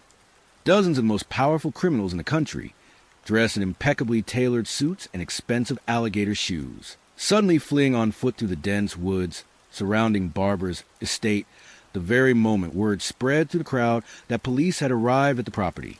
Some men managed to reach their parked cars in time and drove directly into the roadblocks Croswell's arriving reinforcements had already thrown up across the surrounding roads. Others abandoned their vehicles entirely and simply ran straight into the tree line, crashing through dense underbrush in clothing that cost more, in many cases, than most ordinary Americans earned in an entire month, with several men reportedly discarding loose cash as they ran in a desperate effort to lighten their load or avoid being caught with incriminating sums of money on their person, giving rise, in the decades that followed, to a persistent local legend about buried mob money still lying somewhere hidden in the woods surrounding Appalachian to this very day. By the end of that long afternoon, somewhere between 58 and 63 men had ultimately been apprehended by police, either caught directly at the hastily established roadblocks or picked up wandering the surrounding countryside in various states of disarray. In at least one memorable case found loitering with studied and unconvincing nonchalance at a nearby train station, dressed unmistakably for a formal business meeting rather than for an impromptu woodland hike. As many as 50 additional men are believed to have successfully escaped entirely, vanishing into the surrounding countryside or slipping past the still-forming police cordon before it could fully close around property. Those men who were successfully caught represented a genuinely staggering cross-section of the entire national mafia leadership structure. Vito Genovese himself, the very man whose ambitions had directly precipitated the entire gathering in the first place. Carlo Gambino, poised at that exact moment to formally inherit Anastasia's substantial criminal empire. Joseph Prophesy, longtime boss of another of New York's 5 families. Joseph Bonanno, Magaddino's own nephew and closest commission ally. Bosses and senior lieutenants representing organized crime families from Los Angeles, from Kansas City, from Philadelphia, from Cleveland, from Dallas, and from points scattered clear across the entire country. Between all of them, the detained men were collectively carrying more than $300,000 in cash on their persons. Of the roughly 50 apprehended men who carried identifiable criminal records, the overwhelming majority had prior convictions, and a striking number had already served substantial time in state or federal prison. Investigators combing through the resulting records would later note an unusually dense concentration of blood relationships among the men present that afternoon. Brothers, cousins, in-laws by marriage, a visible physical demonstration, playing out right there in the muddy fields of upstate New York, of exactly the kind of family-bound loyalty network that had originally shaped Magaddino's own rise from the streets of Castellamare del Golfo decades earlier. Every single man interviewed by police that afternoon offered some variation of the identical cover story. They had simply come to visit their old friend Joseph Barbara, who was said to be recovering from a recent heart attack, and to enjoy a friendly outdoor barbecue together. Not one of them, under sustained questioning, could quite manage to satisfactorily explain why a simple, casual social visit had apparently required this particular, extraordinary concentration of America's single most senior organized crime figures gathered together in one rural backyard on one specific November afternoon. Stefano Magaddino was among the fortunate men who got away entirely. Contemporary reports from the period describe him. The very boss who had personally originated the suggestion of this specific location, fleeing directly to the muddy November woods in his own expensive suit, exactly like the dozens of other panicked men who were ultimately caught that day. He simply had somewhat better luck, or sharper instincts honed over decades of exactly this kind of careful self-preservation, or quite possibly both, and made it safely clear the tightening police cordon entirely, vanishing back toward Buffalo without ever once being formally detained or questioned by authorities. His own consigliere, John C. Montana, the respected Buffalo businessman and former city councilman who had spent literal decades carefully building the kind of legitimate civic reputation that had given Magaddino's entire organization crucial political cover throughout Buffalo's establishment, was considerably less fortunate. Montana was captured that afternoon along with dozens of other men, and his subsequent public identification as a confirmed Appalachian attendee destroyed. In the span of a single afternoon, the carefully constructed mainstream respectability he had spent decades methodically building throughout western New York. It's a small but genuinely telling detail buried within this much larger story. The one man whose entire professional value to Magaddino's organization rested specifically on his unimpeachable legitimate public standing was precisely, and ironically, the man whose public standing this single event permanently obliterated. The immediate legal consequences flowing directly from Appalachian were, in the end, relatively minor when measured strictly against the scale of the gathering itself. 20 of the men present were eventually formally charged with conspiracy to obstruct justice, essentially lying to federal investigators about the true nature of the gathering, and were convicted in January 1959, receiving fines and prison sentences ranging from 3 to 5 years each. Every single one of those convictions was subsequently overturned on appeal within roughly a year. But the legal outcome of the case was never really the actual point of Appalachian significance, and everyone genuinely involved, on both sides of the law, understood this immediately, even as events were still actively unfolding that November afternoon. The real, lasting damage inflicted by Appalachian was structural in nature, and it proved to be permanent. For decades leading up to this moment, FBI Director J. Edgar Hoover had publicly and repeatedly denied that anything resembling a coordinated, genuinely national organized crime syndicate actually existed anywhere within the United States. His bureau devoted the overwhelming majority of its available resources and manpower to pursuing suspected domestic communists and other perceived political targets. Within the FBI's own New York field office at the time, some 400 individual agents were formally assigned to hunting suspected subversives, while only a small handful of agents, by comparison, were assigned to organized crime investigations of any kind. Appalachian made that long-standing official institutional position instantly and permanently untenable.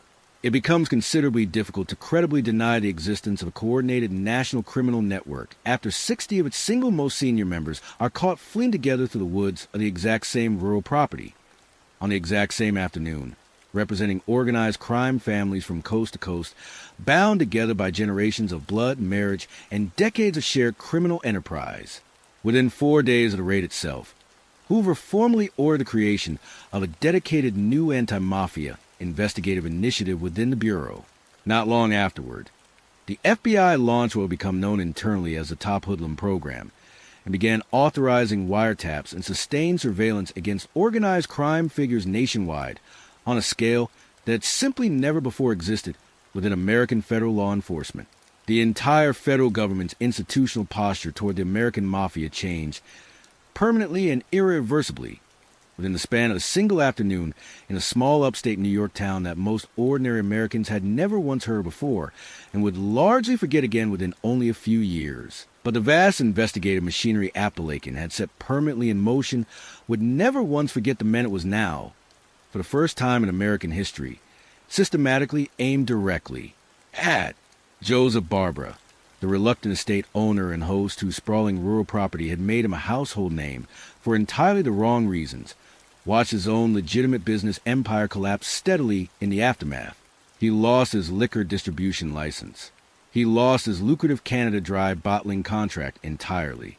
He was formally indicted on charges of income tax evasion and submitting fraudulent corporate tax filings, and spent the following 2 years actively fending off repeated demands that he testify before a state grand jury about precisely what had actually been discussed at his own estate that fateful November afternoon, using his genuinely declining health as a legal shield against compelled testimony. In 1959, not long after finally being formally compelled to appear before a state Supreme Court commission, he suffered a second, more severe heart attack. He was dead within a matter of weeks, at only 54 years old.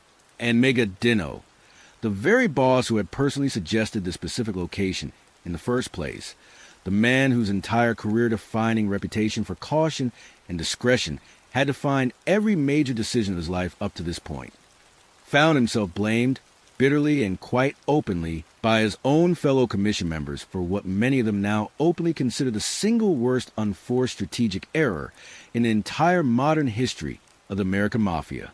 It was directly in the tense, resentful, and genuinely dangerous aftermath of that widespread blame that the grenade came through his own kitchen window back in Lewiston. Appalachian did not end Stefano Magaddino's long career, but it unmistakably marked the beginning of something that would, over the following decade, prove itself considerably more dangerous to him personally than any single grenade or any single furious rival boss ever could. It marked the true beginning of the FBI's real, sustained, properly resourced national attention that would eventually find its way, quite literally, directly into the walls of Magaddino's own funeral home. In the years immediately following Appalachian, the vast investigative machinery Hoover had so reluctantly set in motion began closing, slowly but with growing precision, directly around Stefano Magaddino. Between 1962 and 1965, the FBI conducted an extensive, entirely illegal bugging operation targeting the Magaddino Memorial Chapel itself, the very funeral home that had given Magaddino both his enduring underworld nickname and, for the better part of 4 decades, his single most reliable and unimpeachable public cover. The irony embedded in this particular development was almost unbearable when you stopped to consider it fully. The very building Magaddino had specifically constructed to project unimpeachable, boring, small-town respectability, a place where nobody in Niagara Falls thought twice about hushed conversations, black sedans arriving and departing at odd hours, or men in dark suits gathering quietly at unusual times of day, became, over the course of roughly 3 years, the single richest source of investigative intelligence the federal government would ever manage to gather against him in his entire career. Over that period, the hidden bugs generated approximately 76,000 pages of transcribed conversations, capturing arrangements, relationships, and internal organizational dynamics that had never before been documented anywhere with this particular level of granularity and detail. The tragedy of this operation, from the specific perspective of federal prosecutors, and the underlying reason it never once translated into courtroom victory that its sheer scope should logically have produced, was fundamentally procedural in nature. The bugs had been installed entirely without proper judicial warrants, part of a much broader pattern of illegal, unauthorized surveillance the FBI had employed against organized crime figures throughout this entire period, operating in a legal gray zone that Hoover's Bureau had come to treat as an acceptable, if uncomfortable, cost of doing business in an urgent national law enforcement effort. When the governing legal standards for this kind of surveillance tightened considerably in the years that followed, virtually the entire 76,000-page trove of transcripts was ultimately ruled inadmissible in any court proceeding. Federal investigators had, in effect, painstakingly mapped out the entire interior architecture of Magaddino's organization, and then discovered, to their considerable frustration, that they weren't legally permitted to actually use the overwhelming majority of what they had painstakingly learned to convict anyone of anything. But raw intelligence, even intelligence rendered entirely inadmissible in a court of law, retains real practical value well beyond the confines of any single courtroom. It told the FBI, with unprecedented precision, exactly who mattered most within Magaddino's broader organization, exactly how the organization's money actually moved through its various channels, and exactly where the structure's real pressure points and internal vulnerabilities were located. And it quietly set the stage for the next major blow to fall, one that would arrive not through any hidden microphone planted in a funeral parlor, but through a disillusioned man walking directly to the front door of an FBI field office, carrying a genuine grudge and a story he was finally ready to tell. On May 8, 1967, an FBI tip led directly to a raid that instantly, and quite deliberately in the resulting press coverage, evoked the still-fresh memory of the original Appalachian catastrophe a full decade earlier.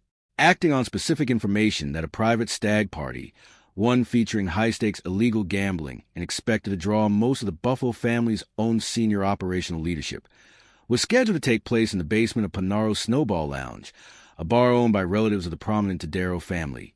Federal agents moved in and swept up more than 36 men in a single coordinated operation. The press, with an obvious and almost gleeful appetite for the historical echo, immediately dubbed the second raid the Little Appalachian Raid. And by any fair measure, the comparison was genuinely earned. The men swept up that particular night represented an almost complete roll call of the Buffalo family's entire active operating leadership: acting boss Federico Freddy Lupo Randaccio, Capo Josefino, a future underboss in his own right, Daniel Boots Sansonese Sr., a future boss of the organization, Salvatore Sampieri, a future acting underboss, Joseph the Wolf DiCarlo Jr., son of Buffalo's very first documented mafia boss decades earlier, Samuel Frangimore, the former Youngstown, Ohio rackets boss and future family consigliere, and eventually boss in his own right, Pasquale Pat Titters Natarelli, Randaccio's own trusted right-hand man, and the organization's top enforcer, John Camilleri, the family's longtime overseer of labor and union rackets, James Jimmy La Duca, Magaddino's own son-in-law and a documented veteran attendee of the original Appalachian gathering back in 1957, Rosario Roy Carlisi, another Appalachian veteran whose own brother, remarkably, led the Chicago outfit, Victor Randaccio, Freddie's brother and the head of Local 210, and Capo Joseph Tadero Sr., a man who would go on, more than a decade later, to finally reunite the entire fractured family under a single, stable leadership structure. Only 2 men, conspicuously and tellingly, were entirely absent from the long list of arrests that night: Stefano Magaddino himself and his own son, Peter. The specific charges brought against the arrested men that evening, consorting with known criminals, were relatively minor as far as federal charges go, and were eventually dismissed entirely in Buffalo City Court. But the raid inflicted lasting, genuinely irreversible damage on the organization regardless of the ultimate courtroom outcome, and it did so in a way that reveals something quite important about exactly how Magaddino actually governed his sprawling organization behind the scenes. When word eventually reached him that his own top lieutenant, Randaccio, had reacted to his own arrest by flying into an uncontrolled rage and openly cursing out the arresting officers on the scene, and that Randaccio's own carefully cultivated political connections, the very network of tipped-off relationships specifically designed to provide advance warning of exactly this kind of federal raid, had completely and catastrophically failed to function when it actually mattered, Magaddino's fury, by every surviving account from the period, was considerable and unambiguous. This was precisely the kind of visible, undignified public spectacle of senior mafia leadership being handcuffed and hauled into police custody in full view of the community that Magaddino had spent 45 patient years methodically building his entire operational philosophy specifically around avoiding at all costs. Randaccio, standing with his own boss, never fully recovered from this single humiliating episode. And within only a few short weeks, a far more serious and existentially threatening development than one embarrassing gambling arrest was already quietly taking shape in the background, one that would ultimately remove both Randaccio and Natarelli from the streets of Buffalo entirely for the better part of 2 full decades. In December 1964, a Buffalo stick-up man named Pasquale Patti Calabrese carried out a genuinely brazen, broad daylight robbery of Buffalo's own City Hall building, a crime bold enough and public enough that earned him a certain grudging local notoriety even before anyone could have predicted its far larger historical consequences. He was eventually caught and convicted, and while serving out a 5-year sentence for the crime, something began to shift slowly and irreversibly inside him, a growing, corrosive resentment toward both the organization he had spent years working for and the aging boss who ultimately ran it. Calabrese had watched, over his years inside the organization, as Magaddino consistently and coldly abandoned men the very moment law enforcement finally got hold of them. He had personally watched it happen to the Aguisi brothers, Alberto and Vito Aguisi, narcotics traffickers whose lucrative drug business Magaddino had quietly taxed and discreetly protected for years, right up until the exact moment local police finally caught up with them, at which point Magaddino's protection and personal interest in their welfare evaporated instantly and entirely. While out on bail awaiting his own trial, Alberto Aguisi had reportedly threatened to go directly to the FBI with everything he personally knew about Magaddino's broader organization unless the aging boss intervened decisively to help him and his brother. Magaddino did not intervene. Within a matter of days, Alberto Aguisi's body was discovered badly burned and missing roughly 40 pounds of flesh that had been methodically sliced away from it while he was reportedly still alive, a killing carried out with a level of calculated, deliberate brutality clearly intended as an unmistakable message to anyone else within the organization who might consider making the same kind of threat. Calabrese, sitting alone in his own prison cell, understood exactly what that particular message had meant, and understood, with growing clarity, exactly how little real loyalty ever actually flowed downward from Magaddino toward the men who took the genuine physical risks on behalf, year after year. He also understood something the unfortunate Aguisi brothers themselves had apparently never fully grasped. He had never been formally inducted as a full-made member of the family, which meant the sacred code of omerta bound him with somewhat less absolute, less inescapable force than it bound the men positioned directly above him in the organizational hierarchy. Working through a sympathetic Buffalo police sergeant named Sam Jambroni, Calabrese eventually reached out to federal prosecutors, specifically to the newly formed Organized Crime and Racketeering Section, a special federal unit created under Attorney General Robert Kennedy, specifically to break through the near-total lack of coordination that had long plagued the dozens of separate federal agencies then nominally investigating organized crime cases across the country, largely in isolation from one another. On February 27, 1967, in a carefully arranged secret meeting, Calabrese sat down with federal investigators and, for the very first time in the entire documented history of the Buffalo crime family, began naming names, laying out, in a level of granular operational detail federal investigators had genuinely never before had access to from a true organizational insider, the precise structure, the key personnel, and the specific ongoing criminal activities of Magaddino's entire organization. He could not, notably and tellingly, directly implicate Magaddino himself in any specific criminal act. The aging boss's decades of careful insulation through layers of intermediaries and deliberate cutouts held firm even here, even under this unprecedented level of insider cooperation. But he gave federal prosecutors precisely what they needed to pursue the two men who were actually running Buffalo's day-to-day criminal rackets on the ground. Randaccio, whom Calabrese and other investigators strongly believed to be directly responsible for Alberto Aguisi's brutal torture murder, and Natarelli, the notoriously ice-pick-wielding enforcer who had long served as Randaccio's most trusted right hand. The organization's retaliation was swift and severe.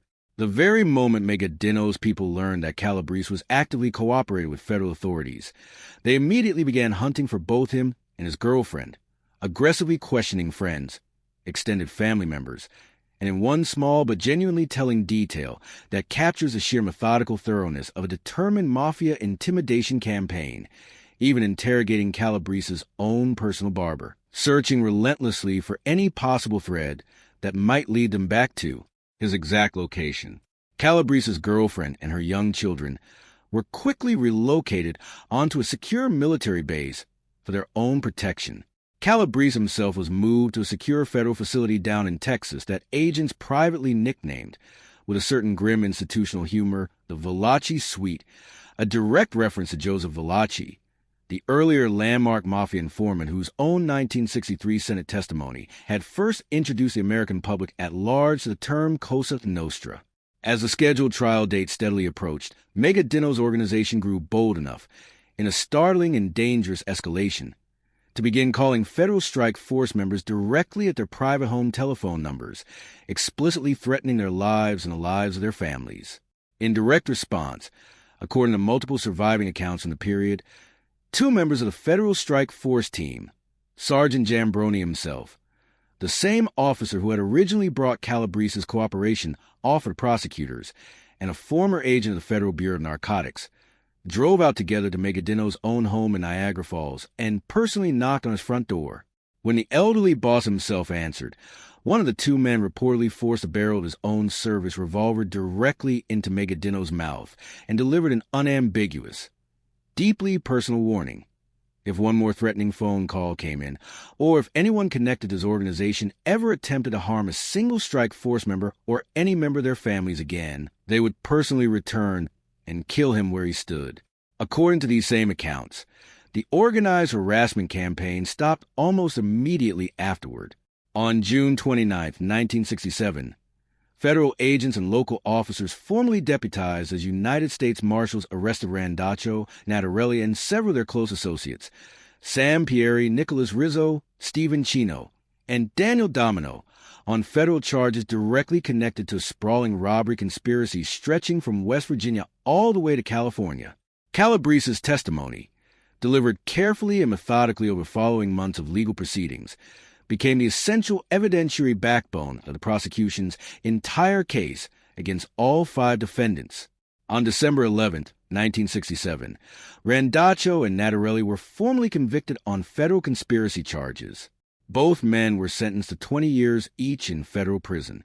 Chino and Domino were convicted as well, though on somewhat different charges. Pieri, notably and significantly for everything that would follow, was fully acquitted, a distinction that would prove to matter enormously in internal power struggles still to come within the organization.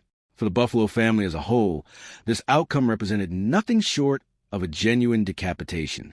Randaccio, Magaddino's own acting boss, the man who had been carefully positioned through both seniority and reputation as the single most likely eventual successor to the aging Magaddino himself, was now gone, removed from Buffalo's active underworld for what would ultimately amount to 12 full years behind bars before his eventual parole in 1979, after which he never again wielded any meaningful influence within the organization's ongoing affairs. Natarelli, his loyal enforcer and trusted right hand, was gone right alongside him, sentenced to the identical 20-year term. The Buffalo family had just lost, in the span of a single dramatic federal prosecution built almost entirely on the testimony of one disillusioned soldier, its entire operational command structure directly beneath the boss himself. And into that sudden, gaping organizational vacuum, Magaddino made a decision that would go on to prove itself one of the single most consequential misjudgments of his entire 50-year career. He elevated his own son, Peter, directly into the critically important role of acting underboss.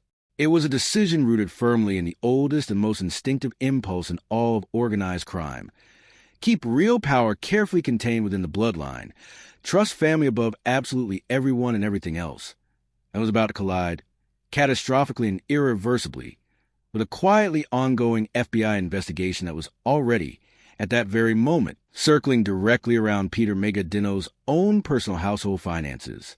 Peter Magaddino's sudden elevation to the position of acting underboss did not sit well at all with the capos now positioned directly beneath him, men who had each spent decades personally earning their own respective positions through years of accumulated criminal apprenticeship, genuine risk, and consistently demonstrated loyalty, now watching helplessly as the boss's own son leapfrogged directly into command largely, as far as they could see, on the strength of his family name alone.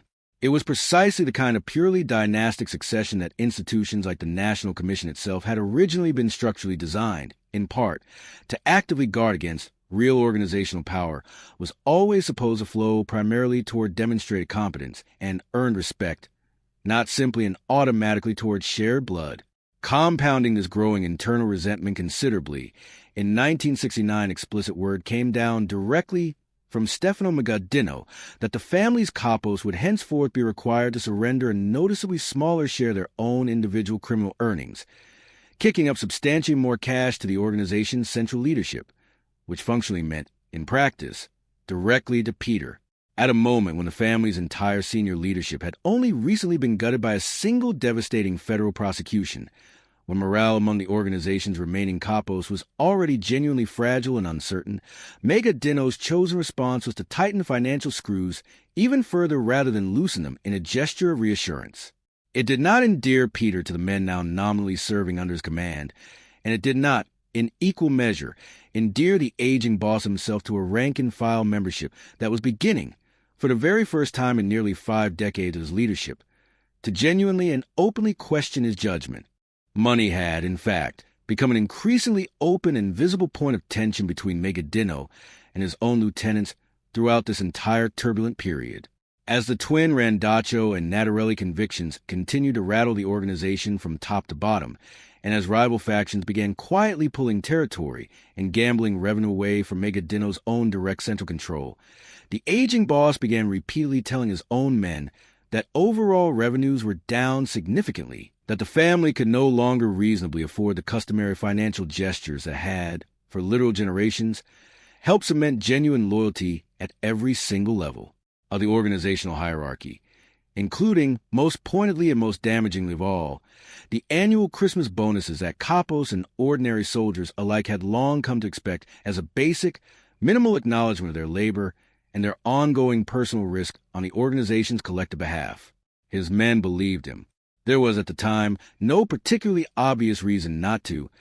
Magaddino had personally controlled and managed the organization's finances in an entirely opaque manner for nearly 50 consecutive years, and virtually nobody positioned beneath him possessed any genuine visibility whatsoever into what the family's true underlying revenues and reserves actually were.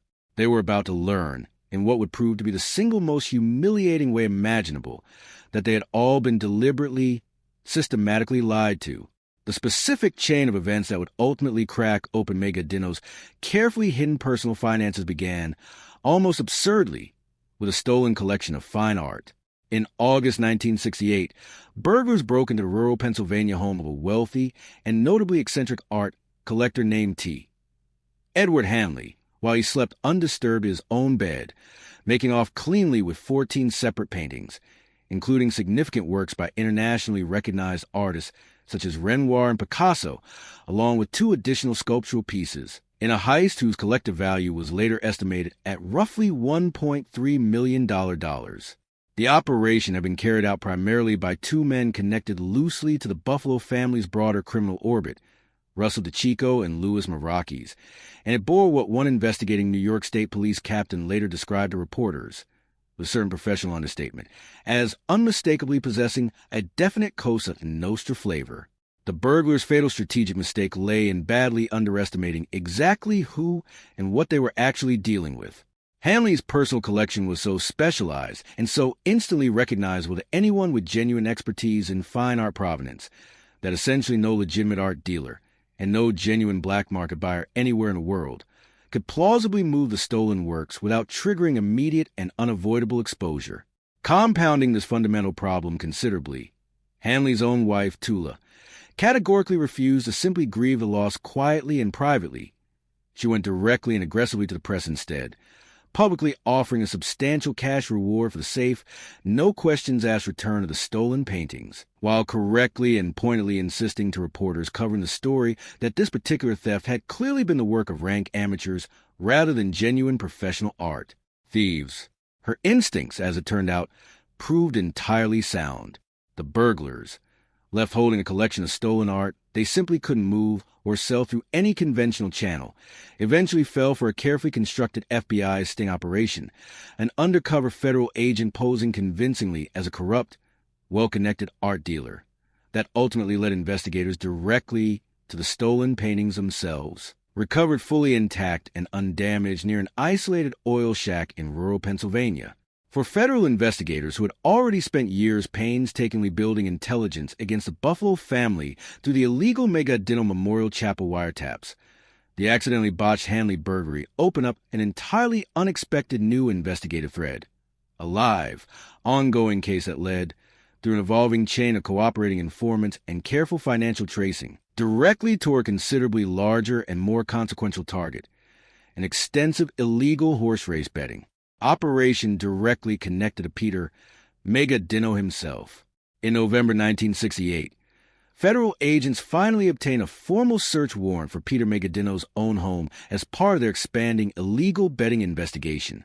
What they discovered there did not merely advance the broader case against the family. It detonated it entirely.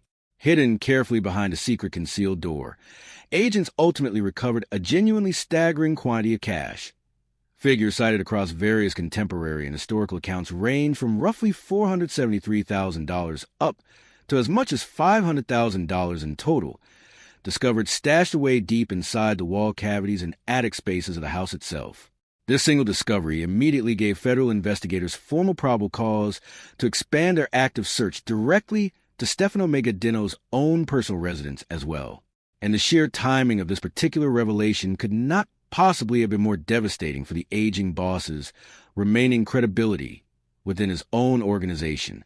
This was, after all, the exact same period during which Magaddino had been personally, repeatedly telling his own capos that money throughout the organization was genuinely tight, that the family simply couldn't afford the customary Christmas bonuses and other financial gestures his men had relied upon and expected for literal decades. Now, sitting inside his own son's attic, federal agents had just pulled out nearly $500,000 in unaccounted, undeclared cash that Magaddino himself had apparently never once mentioned to a single soul within his own organization. For an organization built, at its very structural core, on trust and hierarchical loyalty flowing both upward and downward through every level of the chain of command, this particular discovery was catastrophic in a way that no single arrest, no prison sentence, and no piece of ordinary legal jeopardy could ever have possibly matched. It wasn't merely that Magaddino had been caught concealing money from federal tax authorities. After all, essentially every organized crime boss operating anywhere in America hid substantial money from the government as a basic matter of operational necessity. It was instead that he'd been caught directly and unambiguously lying to the very men whose continued loyalty and obedience his entire remaining authority ultimately depended upon.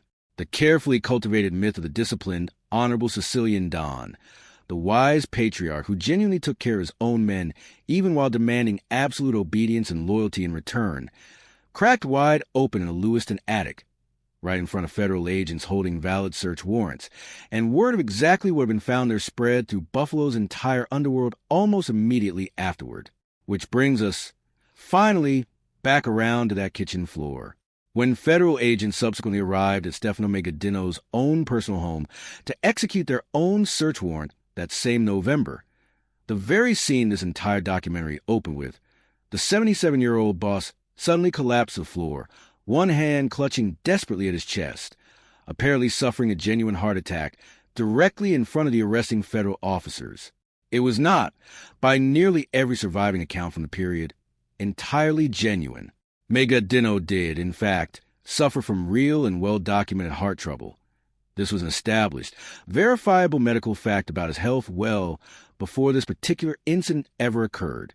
But a physician summoned directly to the scene that day examined him carefully on the spot and determined, with reasonable medical confidence, that whatever exactly was happening on that kitchen floor did not actually match the physical symptoms of a genuine cardiac event. Stefano Magaddino, in the considered judgment of the examining doctor, was performing. He was arrested regardless of the doctor's assessment. But in one final, almost perfectly characteristic demonstration of exactly the strategic patience that had quietly defined his entire 5-decade career, Magaddino's legal team went on to spend the following several years successfully and repeatedly delaying his scheduled trial, citing again and again his genuinely fragile, well-documented cardiac condition as sufficient legal grounds for postponement after postponement after postponement. It worked exactly as intended. Stefano Magaddino, despite having been caught essentially red-handed at the very center of a major federal investigation that had simultaneously exposed both a substantial hidden fortune and transparently fabricated medical emergency in the very same afternoon, never once spent a single day of his life actually confined behind bars or any of it.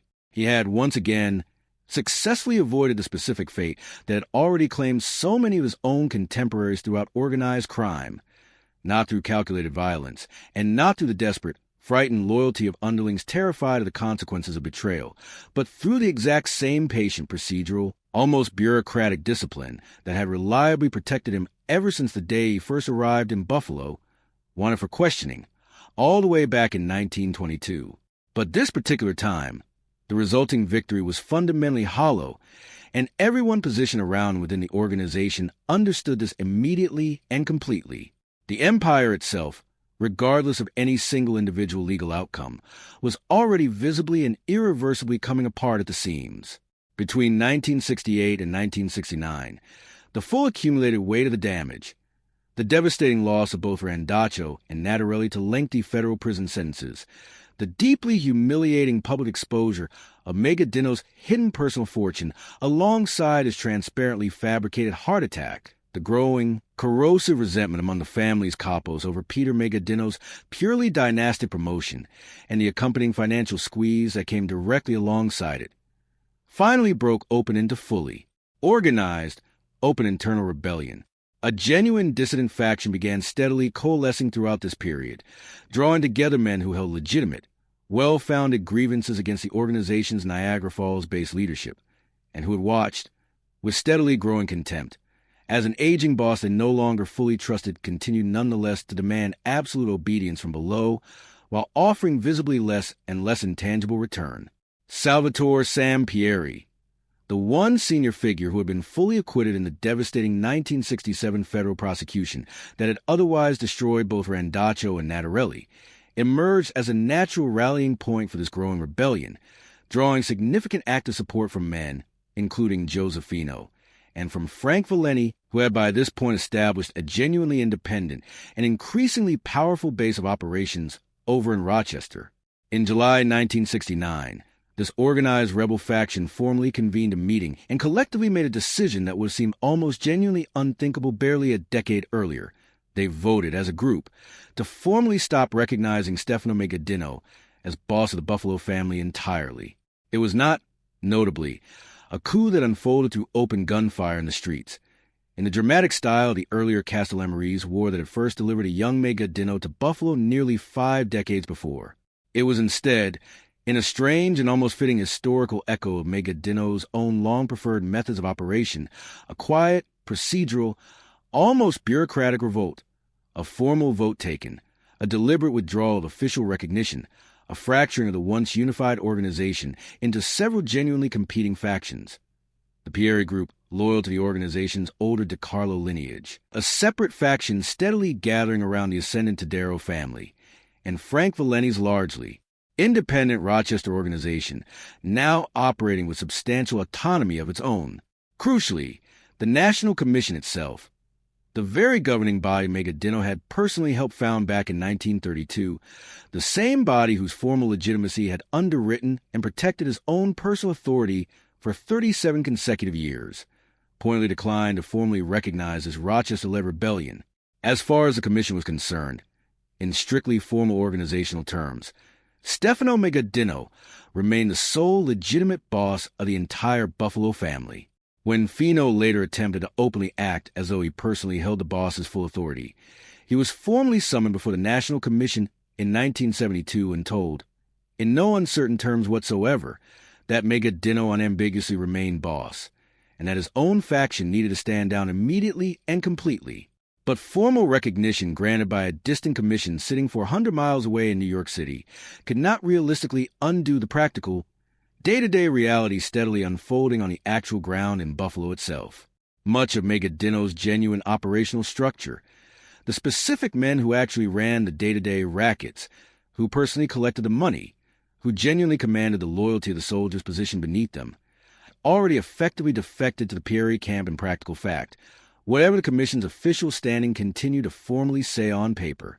Stefano Magaddino, the longest-tenured boss in the entire recorded history of the American Mafia, ultimately spent the final years of his long life as the boss, at least on paper, of a family that the national leadership continued to insist still formally belonged to him, even as, in the actual streets of Buffalo itself, That same family had already visibly and irreversibly split into pieces. He no longer genuinely controlled in any meaningful practical sense. Stefano Magaddino died of a heart attack, a genuine one this time, at his own home on July 19, 1974. He was 82 years old. There was, on this final occasion, no doctor standing over him to quietly declare a performance. He had led the Buffalo crime family for 52 consecutive years, longer than any single boss in the entire recorded history of the American Mafia, a record that has never once been surpassed by any subsequent boss anywhere in the country. He had achieved this while personally helping to found the National Commission itself, while surviving a bombing that had taken his own sister's life, and a hand grenade attack that, by any reasonable calculation available to historians, should also have killed him outright. He had personally orchestrated the single largest gathering of mafia leadership in documented American history, and then watched it collapse, almost immediately, into the most consequential law enforcement disaster his entire criminal world had ever experienced, and walked away from the smoking wreckage of Appalachian with both his personal freedom and his organizational position fully intact. He had been caught, in the very final active years of his long life, systematically hoarding cash he had personally sworn to his own men simply did not exist, and had subsequently faked a heart attack directly in front of federal agents specifically to buy himself additional time. And even that final, desperate gambit, in the end, had genuinely worked exactly as intended. Unlike John Gotti, who would go on to rise to considerable national fame and infamy in the decade immediately following Magaddino's own death, and who would ultimately die inside a federal prison hospital, publicly humiliated by precisely the kind of relentless visibility Magaddino had spent his entire career carefully avoiding, and unlike so very many of his own contemporaries throughout organized crime, who ended their respective careers sitting in courtrooms, living out their final years in forced exile or lying in coffins arranged by their own bitter rivals, Stefano Magaddino died peacefully in his own bed, inside his own house, entirely on his own terms. It stands, in its own genuinely dark and complicated way, as perhaps the single most complete vindication imaginable of the operating philosophy he had deliberately built his entire adult life around. Survive, above all else, by staying invisible, and simply let the flashier, more famous men absorb both the headlines and the bullets that were ultimately meant for someone considerably more visible than you. But the hard-won peace Magaddino had died with did not extend, even briefly, to the fractured organization he ultimately left behind him. The deep factional splits that had already fractured his real operational authority in the final years of his life exploded almost immediately into open, deadly street conflict the moment he was gone. Within only a few short weeks, John Camilleri, the veteran labor and union racketeer who had thrown his own considerable support behind the Rebel Pieri faction years earlier, and who by 1974 was actively maneuvering for greater personal power alongside Josefino and elements of the independent Rochester organization, was murdered on May 8, 1974, in a targeted killing that immediately stripped Fino of much of his remaining street-level power and handed effective control of Camilleri's own operating crew directly over to Daniel Sansonese Sr. It was precisely the kind of visible, destabilizing gang violence that Magaddino had spent 5 full decades successfully suppressing within his own organization, breaking out fully into the open the very moment his own personal restraining authority was finally, permanently removed from the entire underlying equation. Sam Frangimore, the former Youngstown Rackets boss who had steadily risen to the organization's consigliere ranks over the preceding years, emerged in the immediate aftermath of Magaddino's death as a newly recognized boss, though the precise, genuinely tangled sequence of competing acting bosses, rival factional leaders, and various forms of commission-sanctioned authority extending to the remainder of the 1970s and well into the early 1980s remains, even today among historians, who specialize in this particular period, one of considerably murkier chapters in the entire family's documented history. What remains genuinely clear, however, is that the unified, disciplined, single-boss organizational structure Magaddino had personally maintained for half a century did not survive his own death fully intact. The Buffalo family spent the years immediately following 1974 functioning as a fractured, deeply factionalized organization, the older Pieri di Carlo lineage, the steadily emerging Tadero faction, and Frank Valenti's largely independent Rochester operation, all actively competing for territory, resources, and organizational legitimacy within the sudden power vacuum Magaddino's death had permanently opened up. It would ultimately take more than an entire decade for Buffalo family to finally find a leader genuinely capable of doing what Magaddino himself had once done so effectively, successfully pulling a badly fractured, deeply feuding regional organization back together under a single, stable, unified authority.